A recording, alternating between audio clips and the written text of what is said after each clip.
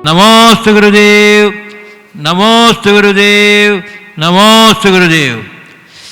पूज्य गुरुदेव, अब मैं आपकी अनुमति से अपने दर्शकों को लिए चलता हूँ शंका समाधान की ओर।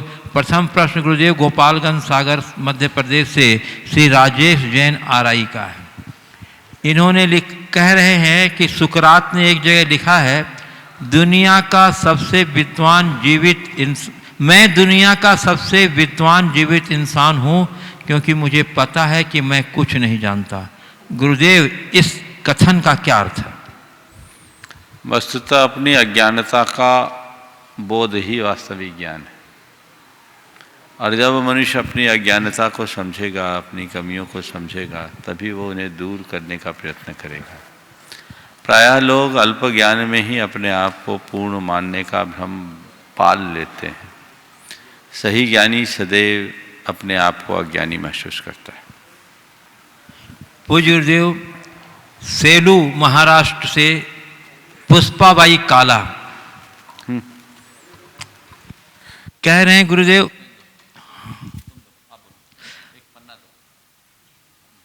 बुढ़ापा एक सिद्धि है।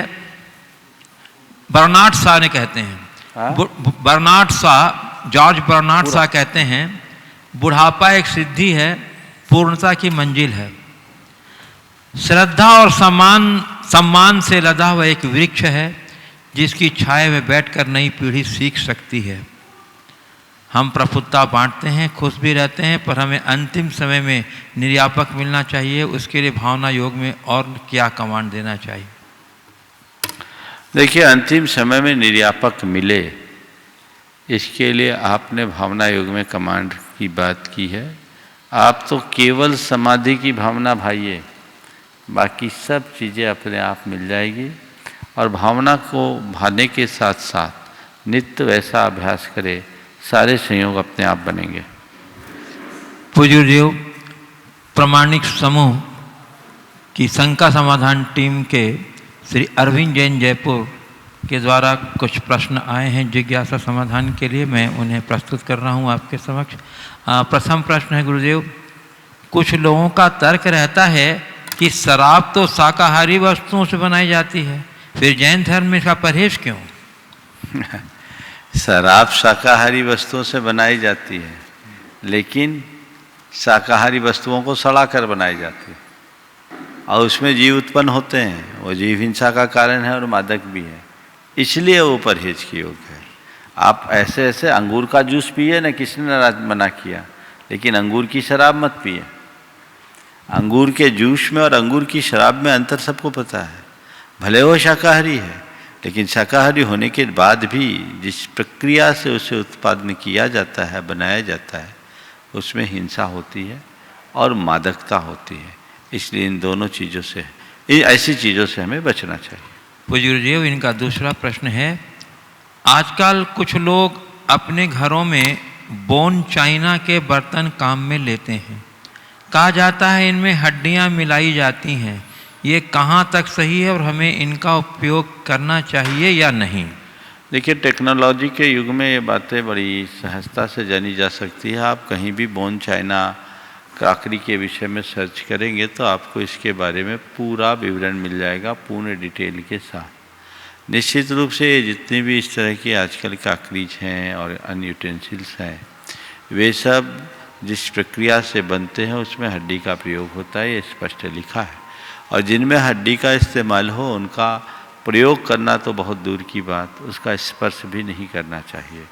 वो हमारे लिए बिल्कुल उचित नहीं है। मैं दो बातों पर आप सबका ध्यान आकर्षित करना चाहूँगा। पहली बात कि हड्डी को हमारे यहाँ इतना अशुद्ध माना गया है कि यदि किसी मुनि को हड्डी का स्पर्श हो जाए तो अस्नान व्रत के धारी मुनि को भी दंड स्नान करना पड़ता है और उसके प्रायश्चित स्वरूप एक उपवास करना पड़ता है। हड्डी इतनी अशुद्ध है। इसी तरह वास्तु के शास्त्रों में किसी घर में, किसी भूखंड में यदि 10 हाथ नीचे तक अस्थि है तो उसे शल्य माना जाता है और उसे खोद करके निकाला जाता है। वो इतनी नकारात्मकता का प्रति कारण बनता है जिससे घर की रिद्धि सिद्धि समृद्धि सब खत्म हो जाती है। इसलिए उसे नहीं रखना। तो आप ऐसी क्राकरी को अपने घरों में ला करके सजा रहे हैं, यानी अस्थियों को ही ला रहे हैं। हालांकि वो उसका एक प्रसंस्कृत रूप है, लेकिन कितना भी हो हड्डी तो हड्डी ही है, और उसमें हमारे लिए पूर्ण दोष लगता है। इनका परहेज करना चाहिए। आपके पास वैभव है और आप प्रदर्शन भी करना चाहते हैं, सोने चांदी के बर्तनों में उपभोग कीजिए न, लेकिन इन हड्डियों के ठीकरे का प्रयोग करना कतई उचित नहीं। पूज्य गुरुदेव, इनका तीसरा प्रश्न है, बहुबीजा फल सब्जी की पहचान कैसे करें और उनको ग्रहण करने से क्या दोष लगता है? देखिए, बहुबीजा क्या है? हमारे यहाँ कहा गया है अल्प फल बहुविघात से बचो, जिसमें हमें लाभ थोड़ा हो और नुकसान ज़्यादा हो। तो ऐसे कोई भी फल हो, सब्जियां हैं, वनस्पतियां हैं, जिनमें वेस्टेज तो खूब हो और बचे कम। जैसे टमाटर में बहुत बीज है लेकिन वो खाने योग्य है, इसलिए उसको बहुबीजा में नहीं लेंगे। लेकिन सीताफल के छिलके और उनके बीजों को एक तरफ रखो और उसके दल को एक तरफ रखो। हालांकि बहुत सारे लोग सीताफल का सेवन करते, इसे भक्ष्य की कोटि में नहीं लेते, लेकिन बहुबीजे का आशय यही समझना चाहिए जिसमें व्यर्थ बर्बादी ज़्यादा हो और लाभ कम मिले, वे बहुबीजे की श्रेणी में आते हैं। इनसे हमें बचना चाहिए। ओम। पूज्य गुरुदेव, रीठी कटनी मध्य प्रदेश से कुमारी मयूरी जैन कह रही हैं, महाराज जी, मौत तो सबको ही आती है मगर जीना सबको नहीं आता। तो महाराज जी, मौत से पहले जीना कैसे सीखें? मौत सबको आती है, जीना नहीं आता। मौत से पहले हम जीना कैसे सीखें? हर पल अपनी मौत को याद में रखो, जीना अपने आप सीख जाओगे। किसी की ये पंक्तियाँ, जिंदगी राह पर नहीं आती, मौत जब तक अपनी नज़र नहीं आती। जब अपनी मौत हमारे नज़र आने लगती है, जिंदगी अपने आप राह पर आ जाती। हर पल हर मनुष्य को ये सोच करके चलना चाहिए, क्या पता जीवन का कौन सा दिन मेरा आखिरी दिन बन जाए। इसलिए जितने दिन बचे हैं मैं अच्छे से जीऊँ, अपने आप जीवन का रंग ढंग सब बदल जाएगा। पूज्य गुरुदेव, किशनगढ़ राजस्थान से ऋषु जैन कह रहे हैं, गुरुदेव, मैंने आपका एक प्रवचन सुना था, उसमें आपने कहा था कि मनुष्यों को परिपक्व मैच्योर बनना चाहिए, उसे अपनी दृष्टि बदलनी चाहिए, उसे दूसरों को बदलने के बजाय खुद को बदलना चाहिए, और यह सोच रखनी चाहिए कि सामने वाला अपनी जगह सही है और हम अपनी जगह। परंतु महाराज जी, बहुत सी ऐसी भी परिस्थिति होती है जब सामने वाला गलत होता है और हम वास्तव में सही होते हैं। तब ऐसी स्थिति में हमें क्या करना चाहिए? क्योंकि बहुत बार सामने वाला परिवार का ही कोई व्यक्ति होता है और उसके एक गलत काम से बहुत लोगों के जीवन पर प्रभाव पड़ता है। अगर सामने वाला गलत है, हो सकता है, ऐसा नहीं है कि सामने वाला हर बार सही हो, लेकिन आप देखिए कि सामने वाला गलत है, क्या हम उसको बदलने की स्थिति में हैं? यदि बदल पाने की स्थिति में है तो ठीक है, आप बदलने का प्रयास कीजिए। लेकिन ऐसा लगता है कि उसे बदल पाना असंभव है, तो फिर सामने वाले को लेकर अपने मन को खराब करने की अपेक्षा सामने वाले के प्रति अपने दृष्टिकोण को बदल दें। भैया, इसका ऐसा स्वभाव ही है, इसकी ऐसी आदत ही है, इसकी ऐसी प्रवृत्ति ही है, ये तो सुधरने से रहा। वो अपना काम करे, हम अपना काम करें, उससे सुरक्षित दूरी बना करके चले, यही सही रास्ता है और इसी के बदौलत आप अपना बचाव कर सकते हैं। पूज्य गुरुदेव, सिंघाना मध्य प्रदेश से हिमांशु कासलीवाल कह रहे हैं, महाराज श्री, प्रायः पूजा में पढ़ने में यह आता है कि चंदन सम शीतलता पाने को देव सास गुरु को ध्यान, किंतु हम श्रावक चंदन जो कि शीतलता का प्रतीक है के स्थान पर केसर जो कि स्वभाव से गर्म होती का प्रयोग करते हैं। हे गुरुदेव, क्या यह सही है कि हमारी कथनी और करनी में अंतर है? शंका का समाधान। आप तो कह रहे केसर, लोग तो हल्दी घोलने लगे, ये प्रमाद है। चंदन के लिए चंदन का प्रयोग, केसर के लिए केसर का प्रयोग करना चाहिए। हमें आज चंदन मिलती है, पीला चंदन, लाल चंदन, दोनों चंदन उपलब्ध है। चंदन के प्रयोग में केवल चंदन घिसना चाहिए। अब उसमें रंग डालने के चक्कर में लोग केसर का प्रयोग करने लगे हैं, ये उचित प्रतीत नहीं होता। हाँ, कुछ जगह जहाँ केसर का प्रयोग करने का विधान है, स्वस्तिक आदि तो केसर से अंकित करते हैं, कुमकुम से, उसके लिए केसर का प्रयोग करना ठीक है। लेकिन चंदन के लिए केसर का इस्तेमाल सुसंगत नहीं दिखता। प्राय यही हो रहा है। अब प्राय यही हो रहा है। चंदन घिसी, अब तो मंदिर में चंदन भी कम मिलने लगे हैं। या चंदन की बट्टी से क्यों ब्रह्मचारी जी क्या करते हैं? चंदन यूज करते हैं चंदन के लिए कि केसर? केसर, सब केसर। चंदन चढ़ाने में चंदन यूज करते हैं आप लोग पूजा विधानों में कि केसर? क्यों? केसर गर्म है और चंदन शीतलता करे, तपत वस्तु परिवीन, और चढ़ा रहे हैं केसर। कौन घिसे? तो कर्म कैसे घिसेंगे? प्रमाद तजना चाहिए। और केसर के लिए केसर और चंदन के लिए चंदन का ही प्रयोग करना चाहिए। नहीं मिले तो बात है। आपके पास व्यवस्था नहीं है तो पानी को ही चंदन बना के चढ़ा दो, भले भगवान सब मान लेंगे, पर डुप्लीकेट काम मत करो। हाँ,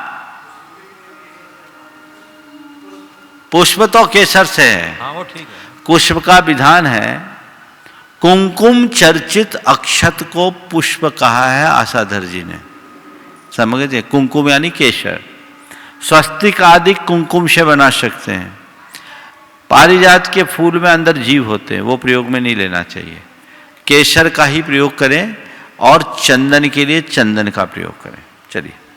पूज्य गुरुदेव, रतलाम मध्य प्रदेश से प्राची जैन कह रही हैं, महाराज जी, अधर्म पर धर्म की, असत्य पर सत्य की, पाप पर पुण्य की, बुराई पर अच्छाई की विजय होती है।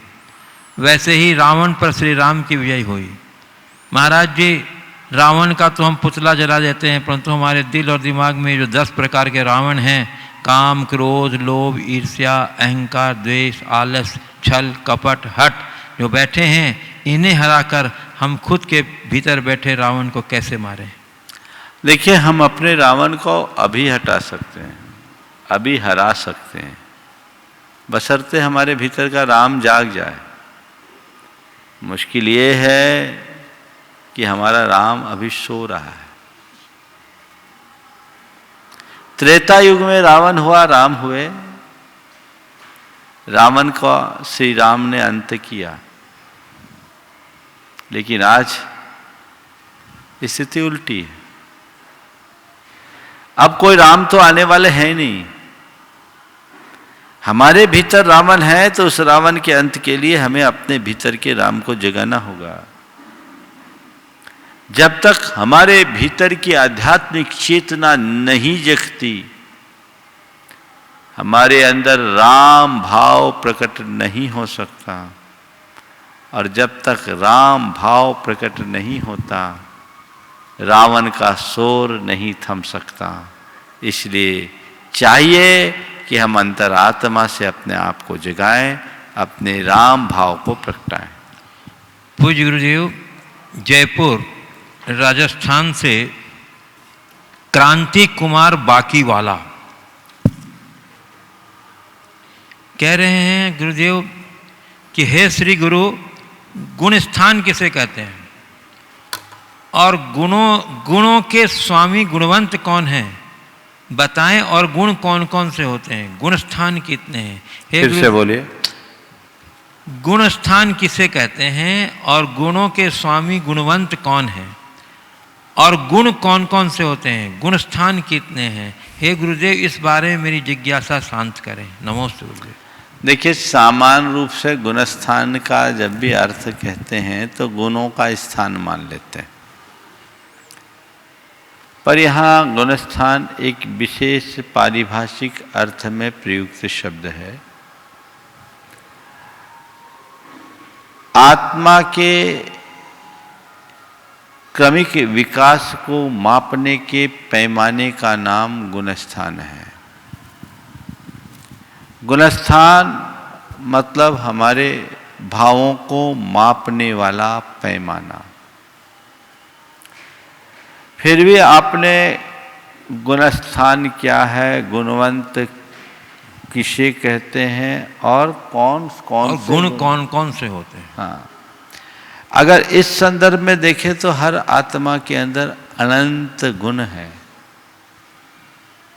किसी के अप्रकट हैं, किसी के प्रकट है। हमारे गुण जितने मंद होते हैं, हमारी आत्मा की दशा उतनी निम्न होती है। जो जो हमारा गुणात्मक विकास होता है त्यों तो आत्मगुणों की अभिव्यक्ति होने लगती है। गुणस्थान के माध्यम से उसी आत्म विकास का दिग्दर्शन कराया जाता है। आपने पूछा है गुण कौन से हैं? अनंत गुण हैं। हमारे पास ज्ञान है, हमारे पास दर्शन है, हमारे पास सुख है, हमारे पास शक्ति है, आदि अनेक गुण हैं। इन गुणों का क्रमिक विकास होता है। गुणवंत तो हर प्राणी है, पर जब तक वह अज्ञानी है उसके गुण दबे रहते हैं। ज्ञानी बनने पर ही उसका गुण प्रकट होता है। पूज्य गुरुदेव, धर्मपुरी मध्य प्रदेश से श्रीमती शकुंतला बज कह रही हैं, महाराज श्री इस दीपावली पर बाहर से पटाखे नहीं जलाएं, बल्कि हमारे भीतर जो कसाई रूपी फटाके के बम निरंतर जल रहे हैं, हम उन्हें कैसे बुझाएं ताकि हमारे भीतर ज्ञान प्रकाश की ज्योति निरंतर जलती रहे। गुरुदेव कृपया समाधान करें। बिल्कुल सही बात है। आज से कुछ दिन पहले मैंने कहा था कि लोगों को ये पहल करनी चाहिए, सरकारों का ध्यान इस ओर आकृष्ट करना चाहिए कि इस वर्ष आतिशबाजी पर पूर्ण प्रतिबंध हो, क्योंकि आतिशबाजी तो वैसे भी घोर हिंसा का कारण है और प्रदूषण का हेतु भी। पर इस वर्ष कोविड के प्रभाव से संक्रमित लोग, उनके लिए और अधिक खतरा है। प्रायः लोगों का फेफड़ा संक्रमित है और ऐसे समय में इस प्रदूषण से लोगों के जान पर और अधिक खतरा होगा। इसे भांपते हुए सरकार के स्तर पर भी और लोगों को अपने स्तर पर भी ऐसे प्रयोगों से बचना चाहिए। आपने बहुत अच्छी बात कही है कि हम अंदर के इन फटाकों को, कर्मों के फटाकों को फोड़कर, कषाय रूपी बम को फोड़कर अपने अंदर ज्ञान की ज्योति कैसे जलाएं। मैं आपसे एक सलाह देता हूँ, अंदर के बम को फोड़ना नहीं है, ये तो बड़ा विस्फोटक है और रात दिन तो आप फोड़ते ही रहते हैं। अपने भीतर के विषय कसाय के बम को डिफ्यूज करना है। समझ गए ना? बम को डिफ्यूज करना है। अगर एक बार बम डिफ्यूज हो गया तो ब्लास्ट नहीं होगा। वो कैसे डिफ्यूज होगा? अपने हृदय के समता के संस्कार से। और जब हम अपने भीतर के बुराइयों के बम को डिफ्यूज करने में समर्थ हो जाएंगे, तब हमारे भीतर अपने आप ज्ञान की ज्योति प्रकट होगी, सद्भावों की ज्योति प्रकट होगी। इसलिए बम न तो हमें भीतर फोड़ना ना बाहर फोड़ना है। बाहर बम न फोड़ने की प्रतिज्ञा करना है और भीतर के बमों को डिफ्यूज करने का पुरुषार्थ करना है। वो बम भरे पड़े हैं सबके अंदर, एक पलीता लगता है तुरंत ब्लास्ट होता है, दिन भर में कितनी बार ब्लास्टिंग होती है पता ही नहीं चलता, और उस विस्फोट का परिणाम सबको भोगना पड़ता है। उसे आप डिफ्यूज कर सकते हैं अपने विवेक से, अपने ज्ञान से, अपनी समझदारी से, अपनी क्षमता से, अपनी क्षमा की भावना से उन्हें डिफ्यूज करें, अंदर ज्ञान की ज्योति जगाएं। मैं एक बार पुनः सभी से कहता हूं, ये संदेश लोगों तक अधिक से अधिक पहुंचाएं। इस वर्ष आतिशबाजी के नाम पर कुछ नहीं। इस वर्ष दीपावली मनाना है तो कुछ नायाब तरीके से इस बार घर में दिया जलाएंगे और परिवार के साथ उन घरों में जाओ जिस घर का कोई सदस्य इस बार कोविड के कारण काल कवलित हुआ है, जिस घर में कोई दिया जलाने वाला नहीं बचा है, उस घर में जाकर अपने हाथ से दिया जलाना, थोड़ी सी मिठाई खिला के आना, देखो क्या आनंद की अनुभूति होती है। यही सच्ची दिवाली होगी और उससे जो आनंद अनुभूति होगी तुम्हारी आतिशबाजी से अनंत गुनी होगी। सभी को संकल्पित होना चाहिए और परिवर्तन करना चाहिए। पूज्य गुरुदेव, ठाणे प्रवासी सूरत निवासी महाराष्ट्र से सनी अरब सतानी जैन कह रहे हैं, महाराज जी यह शंका मेरी धर्म पत्नी दीपिका की है। गुरुदेव, मुझे पता है कि मेरा लक्ष्य निर्धारित होता है, परंतु मेरा मन चंचल होने की वजह से कई बार मेरा आत्मविश्वास टूट जाता है और नकारात्मक विचार आने लगते हैं और दुविधा होती है कि मैं अपने लक्ष्य को पार कर सकूंगी या नहीं, और यह डर सताता रहता है। गुरुदेव, ऐसा भावना योग का कौन सा कमांड दें जिससे अपनी नकारात्मकता को मिटा सकूं और मैं अपने लक्ष्य की ओर बढ़ सकूं? कृपया समाधान। जब किसी भी व्यक्ति को उसका आत्मविश्वास डगमगाने लगे, वे लक्ष्य से विमुख होने लगे, तो उस घड़ी में उन्हें अपने आप को मोटिवेट करने की ज़रूरत है। सेल्फ मोटिवेशन होना चाहिए। उस घड़ी में आप अपने आप को मोटिवेट कीजिए और भावना योग में एक धुन बनाइए, मुझे लक्ष्य पाना है, मुझे लक्ष्य पाना है, मुझे लक्ष्य पाना है, मुझे सकारात्मक रहना है, मुझे सकारात्मक रहना है, मुझे अपना काम करना है। ये धुन यदि आप बना लेते हैं तो निश्चित रूप से वह आपके जीवन के लिए एक बड़ी उपलब्धि होगी और आप छोटी छोटी बातों में अपने लक्ष्य से नहीं डगमगाएंगे। गुरुदेव, मैं आपकी अनुमति से उपस्थित जिज्ञासुओं को आमंत्रित करना चाहता हूं और प्रथम प्रश्न के लिए मैं आमंत्रित कर रहा हूं कुमारी प्रिया जैन तुमसर, और उसके बाद तैयार रहेंगी कुमारी अंजलि जैन तुमसर। और जब तक वो आ रही हैं गुरुदेव, कटनी मध्य प्रदेश से चंद्र प्रभा जैन पूछ रही हैं, हर मनुष्य महान बनने की इच्छा रखता है, पर ऐसा क्यों होता है कि सच्चा इंसान भी नहीं बन पाता? संसार की चकाचौंध में कभी चापलूस होकर और कभी दिखावे में सब भूल जाता है कि मेरा अस्तित्व क्या है। ऐसा क्यों होता है गुरुदेव? महान बनने की चाह रखना और महान बनने के रास्ते पर चलना, इन दोनों में बड़ा अंतर है। मनुष्य चाहता तो बहुत कुछ है पर करता कहाँ? सब राम बनना चाहते, रावण का काम करते, तो काम कैसे होगा? कौन ऐसा व्यक्ति है जो नरक जाना चाहता है? एक भी व्यक्ति नरक जाना नहीं चाहता, पर स्वर्ग जाने के काम कितने करते हैं? सब नरक जाने के काम करते हैं। तो केवल इच्छा रखने से काम नहीं होगा, इच्छा के साथ प्रयत्न भी अपेक्षित है। जब तक हम सही दिशा में सही प्रयत्न नहीं करते, तब तक कभी भी सही उपलब्धि नहीं हो सकती। कुमारी प्रिया जैन तुमसर, उसके बाद तैयार रहना कुमारी अंजलि जैन तुमसर। पूज्य गुरुदेव के चरणों में मेरा बारंबार नमोस्तु नमोस्तु नमोस्तु। गुरुदेव, आज मनोरंजन के नाम पर बहुत सारी विकृतियाँ हमारे जीवन में बैकडोर से प्रवेश करती जा रही है, जिसके कारण हमारा जीवन का नैतिक एवं सांस्कृतिक जीवन मूल्य का तेजी से डिवैल्यूएशन हो रहा है।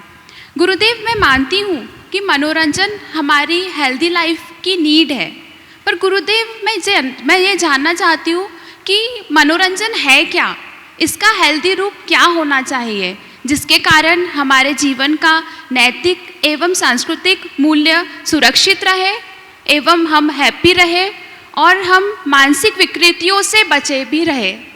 बहुत अच्छा सवाल आपने किया। सबसे पहली बात, मनोरंजन शब्द को हम ध्यान में रखें। मनोरंजन और इंटरटेनमेंट में बड़ा अंतर है। मनोरंजन का मतलब है जो हमारे मन को रमा दे,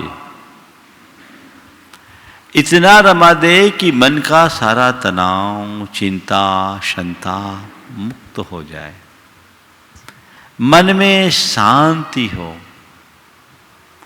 यथार्थतः यही मनोरंजन का अर्थ है। समझ गए? जी गुरुदेव। लेकिन आजकल मनोरंजन का मतलब केवल मौज मस्ती ने ले लिया है, जो इंटरटेनमेंट जैसे शब्द से व्यंजित होता है। ये सही नहीं है।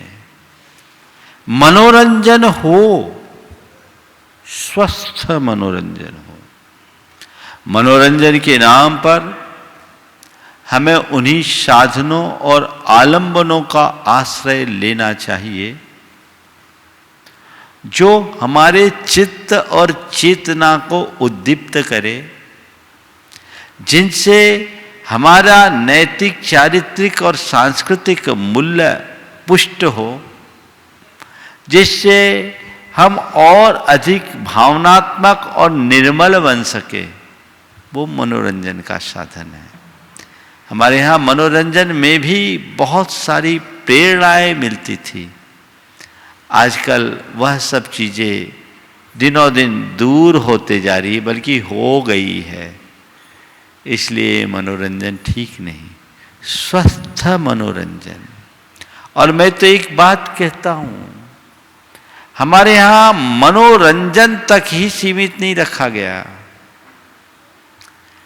मनोरंजन से एक कदम और आगे बढ़कर बात की गई कि मनोरंजन बाद में मनोभंजन। मनोरंजन से मनोभंजन की ओर बढ़ना हमारा लक्ष्य है, ताकि हम मन के पार जा सके। उसी के बल पर हम अपने जीवन का वास्तविक विकास भी कर सकते हैं। आज जो चीजें मनोरंजन के नाम पर परोसी जा रही है, वो हम सबको भीतर से बीमार बना रही है। वो हमारी सांस्कृतिक चेतना को विनष्ट कर रही है। ये कतई उचित नहीं है। जब हम भारत के सांस्कृतिक परंपरा पर विचार करते हैं तो हर युग में मनोरंजन रहा। आपने अगर किसी पंच कल्याणक के दृश्य को देखा होगा, कल्याणक में जब भगवान माँ के पेट में आते हैं तो 9 माहों तक देवियां भगवान की माता के साथ कितना मनोरंजन करती है। वो मनोरंजन इस बात के लिए ताकि इस अवधि में माँ के मन में किसी प्रकार की चिंता, किसी प्रकार का टेंशन, किसी प्रकार का दुख, किसी प्रकार का क्षोभ ना आए। माँ शांत रहे, कूल एंड काम रहे, ताकि पेट में पलने वाले संतान को अच्छे संस्कार मिले। उस मनोरंजन में क्या होता है? ललित कलाएं और बल पराक्रम की गाथाएं, पौरुष और पुरुषार्थ की कहानियां तथा आमोद प्रमोद की बातें होती हैं। आजकल मनोरंजन के नाम पर जितने भी टीवी चैनल हैं, उनमें जो कुछ परोसा जा रहा है उसमें क्या मिल रहा है? फूहड़पना, इसके अलावा और क्या नहीं। हमें मनोरंजन में भी कुछ संदेश और प्रेरणा मिलनी चाहिए। तभी मनोरंजन सार्थक है, अन्यथा ये सब हमारे पतन का कारण है। कुमारी अंजलि जैन तुमसर, उसके बाद तैयार रहेंगे श्री देव कुमार जी, ममता रानी जैन, कटनी शास्त्री परिवार। गुरुदेव, आपके चरणों में मेरे और मेरे परिवार के तरफ से बारंबार नमोस्तु। गुरुदेव, आज के जीवन में सुंदरता को बहुत महत्व दिया जाता है। मैं ये जानना चाहती हूँ कि सुंदरता रियल में क्या है। हम लोगों की बाहरी सुंदरता, रंग रूप, सुंदरता, चमक दमक, ये सब सुंदरता की कैटेगरी मानी जाती है। तो गुरुदेव, सुंदर एवं असुंदरता की रियल कैटेगरी क्या है? कृपया करके मार्गदर्शन दीजिए, जिससे हम लोगों का भ्रम का निवारण हो सके और हम अपने जीवन को सुंदर बना सकें। बहुत अच्छा सवाल आपने किया।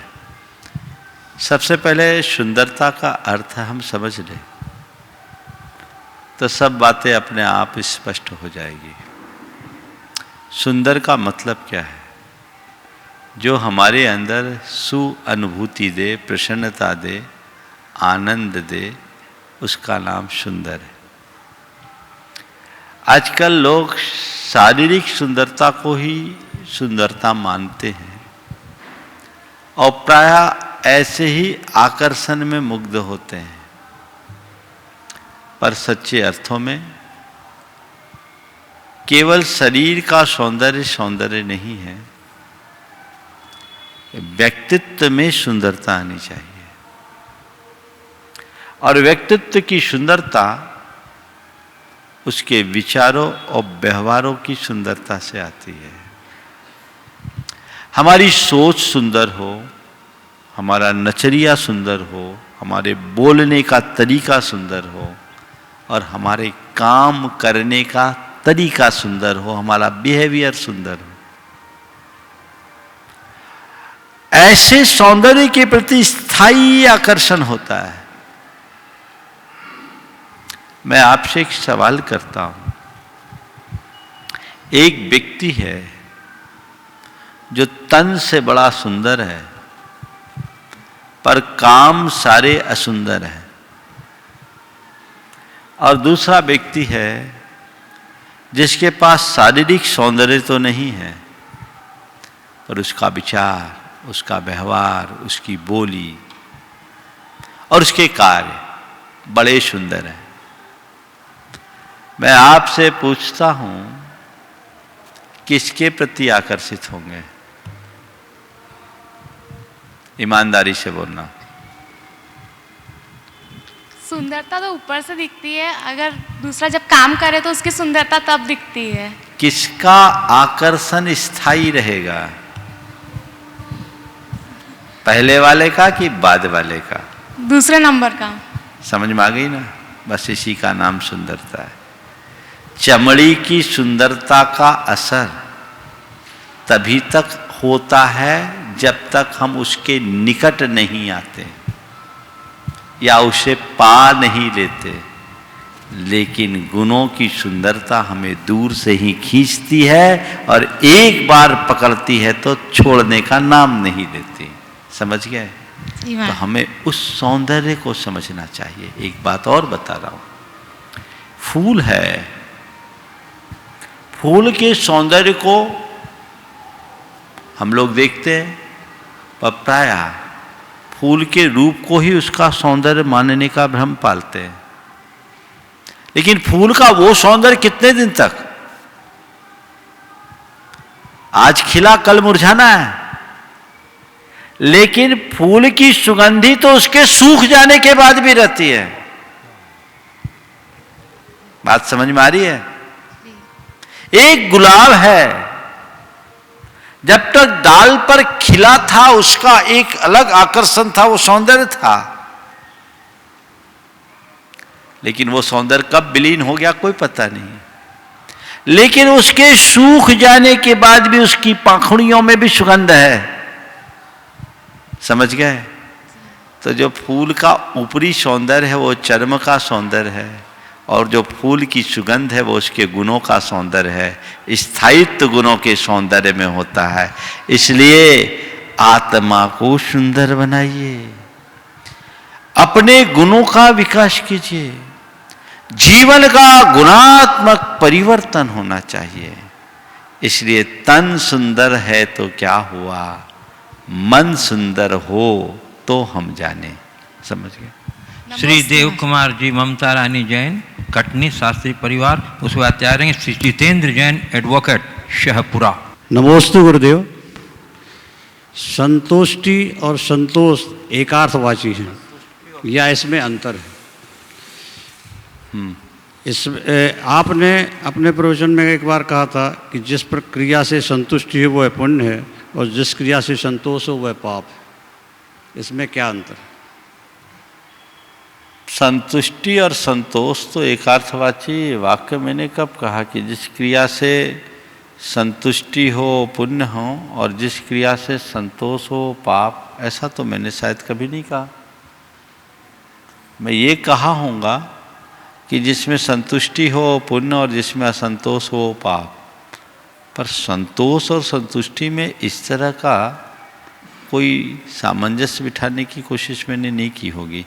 हो सकता है मेरे कहने या आपके सुनने में चूक हो गई हो सकता है मेरे कहने में भी हो गई, लेकिन ऐसा नहीं है। उसका पूरा अर्थ यही है, संतुष्टि और संतोष में कोई मौलिक अंतर नहीं है। संतुष्टि और संतोष दोनों एकार्थक है। नमोस्तु। श्री जितेंद्र जैन, एडवोकेट, शहपुरा। उसके बाद तैयार रहेंगे श्री विवेक नेहा जैन, पुणे शास्त्री परिवार शाखा। गुरुदेव नमस्तु नमोस्तु नमोस्तु।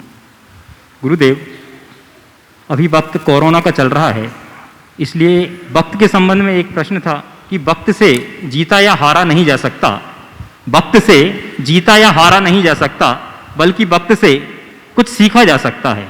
तो गुरुदेव हमें कुछ ऐसा बताएं कि वक्त से हम कुछ सीख करके उस वक्त का सदुपयोग कर सकें और वक्त ना निकल पाए और उस वक्त का वो सदुपयोग हो कि वक्त के बाद हम ऐसा ना सोचें कि वक्त ने हमें कुछ हरा दिया है या सिखाया नहीं। वक्त से जीता नहीं जा सकता, हारा नहीं जा सकता, वक्त से कुछ सीखा जा सकता है। आपने पूछा है कि हमें कुछ ऐसा बताएं कि हम वक्त से कुछ सीख ले। बस हर वक्त हम केवल वक्त पर नज़र रखें तो बहुत कुछ सीख सकते हैं। अगर वक्त में हमने कुछ अच्छा किया तो वक्त हमारे लिए अच्छा हो जाता है, और जिस वक्त में हमारे साथ कुछ बुरा हो गया तो हम उसे बुरा मान लेते हैं। अच्छे और बुरी घटनाएं घटते रहती है। घट जाने के बाद यदि हम उससे कुछ नसीहत लेते हैं तो वो हमारे जीवन के लिए एक बहुत बड़ी उपलब्धि हो सकती है। तो गुजरे हुए वक्त से हम कुछ सीख लें और उस सीख का प्रयोग हर क्षण करना शुरू करें तो हमारा वक्त जरूर सुधरेगा। नमोस्तु गुरुदेव। श्री विवेक नेहा जैन, पुणे शास्त्री परिवार। गुरुवर के चरणों में मेरा और मेरी परिवार की तरफ से नमोस्तु गुरुदेव। गुरुदेव, मैंने उच्च शिक्षा प्राप्त की और जॉब या सर्विस ना करना ये मैंने स्वयं चूज़ किया था। बट अभी आजकल कई बार ऐसा होता है मेरे साथ कि लोग पूछते हैं कि अरे तुमने मास्टर डिग्री ली है और तुम जॉब नहीं करती, एंड कई बार तो वो आश्चर्य भी करते हैं, अच्छा तुम हाउसवाइफ हो। तो गुरुवर, मास्टर डिग्री तो कई बार मैं डीमोटिवेट भी हो जाती हूँ। जैसे एक थॉट प्रोसेस चेंज होता है कि कहीं मैंने कुछ गलत तो नहीं कर दिया ये नहीं करके जॉब। तो गुरुवर, मतलब इतना शिक्षा प्राप्त करके जॉब करना ही मतलब एम होना चाहिए, और मैं अपनी शिक्षा का सदुपयोग अपने परिवार, अपने सोसाइटी एंड धर्म के में कैसे इस्तेमाल करूं, कृपया मार्गदर्शन कीजिए। देखिए, आपने जॉब नहीं किया और आप जॉब के विषय में पूछ रही हैं। मैं तो आपसे केवल इतना कहूँगा, मेरे संपर्क में ऐसी सैकड़ों महिलाएं हैं जिन्होंने विवाह के उपरांत अपनी जमी जमाई जॉब को अपनी इच्छा से छोड़ा है, और वो भारत में ही नहीं अमेरिका जैसे देशों में रहते हुए उन्होंने एक ही बात कहा जो उनके अनुभव से निकला कि घर की व्यवस्था संभालना भी एक बहुत बड़ी जॉब है। पता नहीं हर कोई जॉब जॉब जॉब के लिए इतना क्यों सोचते हैं। हमें अपने जीवन के अन्य जिम्मेदारियों का भी तो पालन करना जरूरी है। वो हम कब करेंगे? मैं हमेशा कहता हूं कि व्यक्ति को पढ़ लिख करके योग्य बनना चाहिए, अपनी योग्यता का पूर्ण विकास करना चाहिए, पर नौकरी पेशा या व्यापार उसका लक्ष्य नहीं होना चाहिए। जीवन की संहार ही हमारी शिक्षा का मूल मकसद है। यदि हम ऐसा कर पाए तब हमारी शिक्षा सफल है। योग्य बनो, अगर जरूरत पड़े, कोई बाधा आए तो हम किसी और पर निर्भर न रहें। इसलिए अपने आय का साधन खुद जुटा सके। इसलिए पढ़ना बुरा नहीं है, खूब पढ़ना चाहिए। आपने मास्टर्स किया, बहुत अच्छा है। अब यदि आज आपको लगता है कि मेरे जॉब की कमी के कारण आज मेरे घर का संचालन ठीक नहीं हो रहा है, हमारे लिए कोई फाइनेंशियल प्रॉब्लम आ रही है, हमारे हस्बैंड की कमाई कम पड़ रही है, तो छोड़ो, घर से निकलो, बाहर जॉब कर लो, लेकिन उसका कोई अंत तो होना नहीं। पर यदि आपको ऐसा दिख रहा है कि नहीं, इतना सब कुछ ठीक है और मुझे मेरे बच्चों के लिए, अपने परिवार के लिए भी समय निकालना है, तो जॉब की तरफ आपका ध्यान भी नहीं जाएगा। मेरे संपर्क में ऐसी महिलाएं हैं जिन्होंने 60-60 लाख के पैकेज को छोड़ा है और आज वो बहुत खुश है कि नहीं, जीवन में पैसा बहुत कुछ है पर सब कुछ नहीं है। पैसे से ही सब कुछ नहीं हो सकता। आपको तय करना है अपने परिवार और पैसों के बीच में किसको महत्व देना है। तो जो इस सोच को अपने भीतर जगा लेता है वो कभी डगमगाता नहीं है। आपने बहुत अच्छा कहा कि मैंने अपने रुचि से जॉब छोड़ा, तो उसकी संतुष्टि भी आपके अंदर होना चाहिए।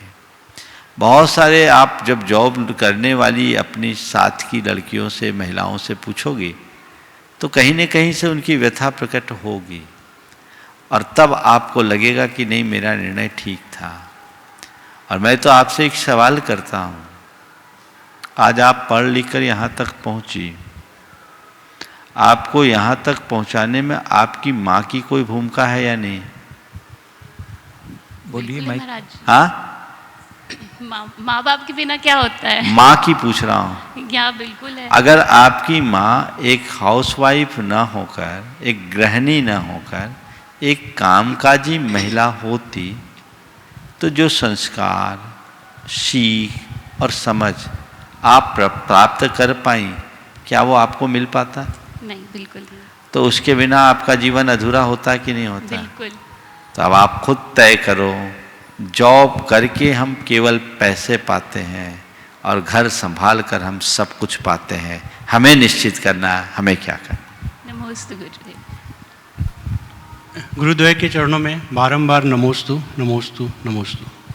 गुरुदेव, शंका समाधान एक ऐसा कार्यक्रम है जहाँ पर आकर सभी की सारी शंकाएं गुरुदेव के मुखार बिंदु से तृप्त होती हैं। हमारी दैनिक दिनचर्या में मैंने अवलोकन किया है कि हम दिन प्रतिदिन किसी न किसी शंका समाधान में जुड़े रहते हैं।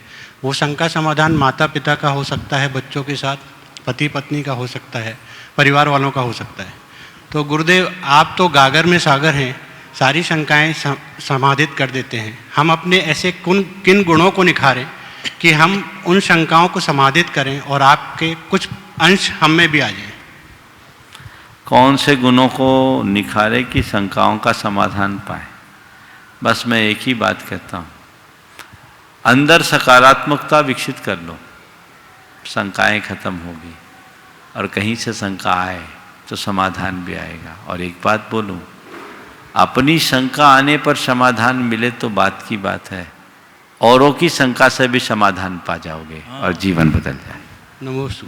कुमारी ईशिका जैन, गृह लक्ष्मी कटनी, और उसके बाद श्री गुणायतन ट्रस्टी श्री राजेश पूनम जैन, पुणे महाराष्ट्र। नमोस्तु महाराज जी। महाराज जी, जीवन में कला का क्या महत्व है? किसी कला में कलाकार की भावना या उसके व्यक्तित्व की छाप उसके सौंदर्य के लिए अनिवार्य है? सबसे पहले कला शब्द का अर्थ हम देखें। कला किसे बोलते हैं? पता है? महाराज पता होता तो आपसे क्यों पूछते हैं, है ना? अब कला मैं सोच रहा था आप बोलोगी आर्ट, है ना? कला क्या है? आर्ट है। कला क्या है? कला जीवन में विकसित वह गुण है जिससे हम बिना काम की चीज को भी काम की बना सकें, व्यर्थ वस्तु को भी अर्थ दे सके, वो कला है। समझ गए? जो व्यर्थ है, निरर्थक है, उसे भी हम अर्थ दे सके, जो बिना काम की है उसे भी हम काम का बना सके, हर वस्तु और हर व्यक्ति का सही प्रयोग कर सके, वो कला है। समझ गए? तो इस कला के माध्यम से इसका स्वरूप बहुत व्यापक है, विस्तीर्ण है। हम अपनी भावनाओं की भी अभिव्यक्ति कर सकते हैं, अपनी संवेदनाओं की भी अभिव्यक्ति कर सकते हैं, और उन कलाओं के माध्यम से हम बहुत कुछ संदेश भी एक दूसरे तक पहुंचा सकते हैं। हाँ, कला और कलाकारी में थोड़ा सा अंतर समझ करके चलना। कला हमारे भीतर का गुण है, और आजकल कलाकारी थोड़े दूसरे शब्दों में, दूसरे अर्थ में भी प्रसिद्ध हो गया। उसने कलाकारी कर दी, या ये तो बड़ा कलाकार है, मतलब समझ में आ गई ना बात? उसने कलाकारी कर दी, ये तो उसकी कलाकारी है, या ये तो बड़ा कलाकार है। यानी किसी व्यक्ति के द्वारा किया जाने वाला जो, क्या शब्द कहूँ इसके लिए, कलाकारी कर दी, यानी एक प्रकार की उद्दंडता, चंचलता, होशियारी, है ना, जो सामने वाले को नुकसान पहुंचा सके, वो उस सेंस में आता है, वो नकारात्मक सेंस में है। हमें हमेशा कला का सही प्रयोग करना चाहिए। आपने पूछा है कला सुंदर कब होती है? हाँ? जब उसकी कला पर उसकी भावना, आपने पूछा कला कब सुंदर होती है? जब कलाकार की भावना सुंदर हो, कला अपने आप सुंदर हो जाती। गुणायतन ट्रस्टी श्री राजेश पूनम जैन, पुणे महाराष्ट्र। पूज्य गुरुदेव के चरणों में कोटि कोटि नमन है। गुरुदेव, जिस प्रकार एक वैज्ञानिक खोज करते करते इतना तल्लीन हो जाता है कि वह अपना नाम व पता भूल जाता है, तब जाके वह अपनी खोज को पूरी कर पाता है, तो गुरुदेव किस प्रकार हम अपनी ध्यान व तल्लीनता को इतना बढ़ाएं कि हम अपनी नाम और शरीर आदि की पहचान भूलकर अपने आत्म स्वभाव की खोज को पूरा कर सकें? देखो, वैज्ञानिक अपने खोज में लीन कब होता है? जब उसका लक्ष्य उसके सामने होता है और खोज ही उसका साध्य बन जाता है, खोज में खो जाता है। इसी तरह जिस दिन हम आत्मा के प्रति पूरी तरह समर्पित होंगे, हमारा वही एकमात्र लक्ष्य बन जाएगा। हम आत्मा के साथ एकतान होंगे, ध्यान में खोएंगे तो सब भूल जाएंगे।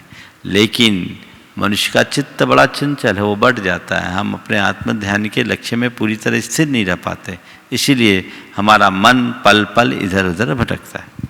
आप गुरुदेव में परम पूज्य मुनिवर श्री अरहत सागर जी महाराज के चरण कमलों में प्रार्थना निवेदित करता हूँ कि हे गुरुदेव, अपनी उपयोगी प्रश्न से हम लोग को लाभान्वित करें।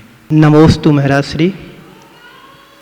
सामान्यतः देखा जाता है कि व्यक्ति के जीवन में दो चीज़ें दिखाई देती हैं, एक उसका अपना कर्म और दूसरा उसका अपना भाग्य। तो कर्म और भाग्य में क्या अंतर है? अनेक बार ये सवाल आता है, कर्म और भाग्य में क्या अंतर? जिसका हमें पता हो वो हमारा कर्म, और जिसके बारे में हमें पता ना हो वो है हमारा भाग्य। पहला अंतर तो ये, मुझे क्या करना है इसका मुझे पता होना चाहिए, पर क्या होने वाला है इसका हमें कोई पता नहीं। कर्म हमारे बुद्धि गम्य है, भाग्य नहीं। पहला अंतर तो ये है। दूसरी बात, कर्म और भाग्य दोनों एक दूसरे के सापेक्ष हैं। कर्म से हमारा भाग्य बनता है और भाग्य का सदुपयोग करके हम अच्छा कर्म भी कर सकते हैं। कई बार लोग बोलते हैं कि खूब कर्म करने के बाद भी हमें सफलता नहीं मिलती, और कुछ लोग हैं जो बिना कुछ किए भी सब कुछ पा जाते हैं। तो बात केवल इतनी सी समझने की है, खूब कर्म करने के बाद आज उपलब्धि नहीं मिल रही है और सामने वाला बिना प्रयत्नों के भी सब कुछ पा रहा है, ये ऊपर से दिख रहा है, पर गहराई में जाकर देखोगे तो बिना प्रयत्नों के पाने वाले ने भी अतीत में कुछ कर्म किए हैं जो आज उसको फल रहा है, और प्रयत्न करने के बाद भी विफल होने वाले व्यक्ति वे हैं जिन्होंने औरों के प्रयत्नों में बाधा डाली है। इसलिए दोनों एक दूसरे के पूरक हैं। विनोबा जी के इस वाक्य से मैं इस उत्तर को पूरा करता हूं, हम कुछ अच्छा करें ये हमारा कर्म है,